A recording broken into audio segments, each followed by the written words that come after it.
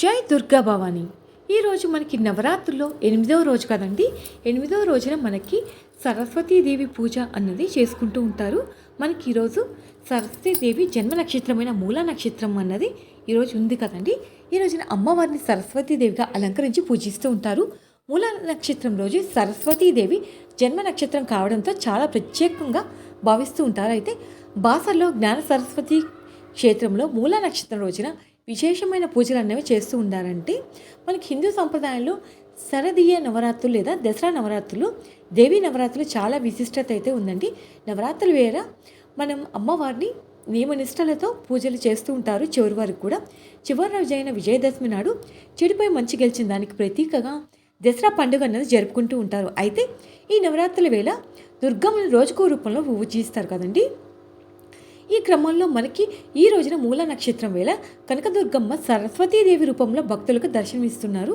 ఈ నేపథ్యంలో మూల నక్షత్రం రోజున మనం అమ్మవారిని పూజిస్తే తప్పకుండా అమ్మవారి అనుగ్రహం అన్నది మనకు కలుగుతుందండి.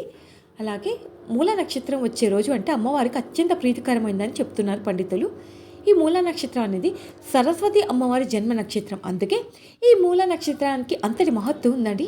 ఈ మూల నక్షత్రం రోజు తెలుపు రంగు వస్త్రాలు ధరించి అమ్మవారికి పూజలు చేస్తే చాలా మంచిది. ఈ రోజున పిల్లలు సరస్వతీదేవి మంత్రాలు చదవడం, అమ్మవారిని పూజించడం, అలాగే పుస్తకాలు, పెన్నులు అన్నవి పిల్లలకి లేని పిల్లలకు కానీ చిన్నపిల్లలకి పంచడం చాలా మంచిదండి. మూల నక్షత్రం రోజున దుర్గాదేవి అమ్మవారిని మనం సరస్వతీదేవి రూపంలో పూజిస్తూ ఉంటాం కదా. ఈ రోజున పిల్లలు, విద్యార్థులు అలాగే జ్ఞానార్జన కోసం సరస్వతీదేవి అమ్మవారికి ప్రత్యేక పూజలు అనేవి చేస్తూ ఉంటారండి.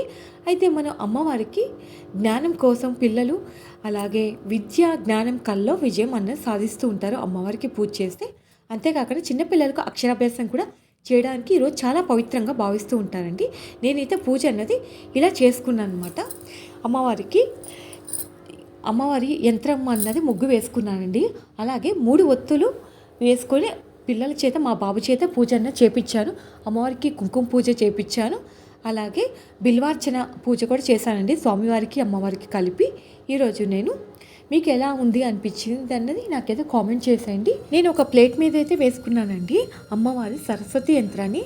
అలాగే ముందు కూడా వేశాను. 3 ఒత్తులు మనకి పిల్లల చేత వెలిగిస్తే చాలా మంచిదండి. పిల్లల చేత మనం పెన్నులు కానీ ఏమైనా మనకి తోచినంతలో పిల్లలకి దానం చేస్తే చాలా మంచిదండి. నేనైతే పెన్స్ అయితే తెప్పించానండి బాబు చేత పిల్లలకి పంచిపెడదామని చెప్పేసి. సాయంత్రం పూజ అయిన తర్వాత మనం పిల్లలకి ఇప్పిస్తే చాలా మంచిది. మీకు ఈ వీడియో నచ్చితే లైక్ చేయండి. జై దుర్గా భవాని.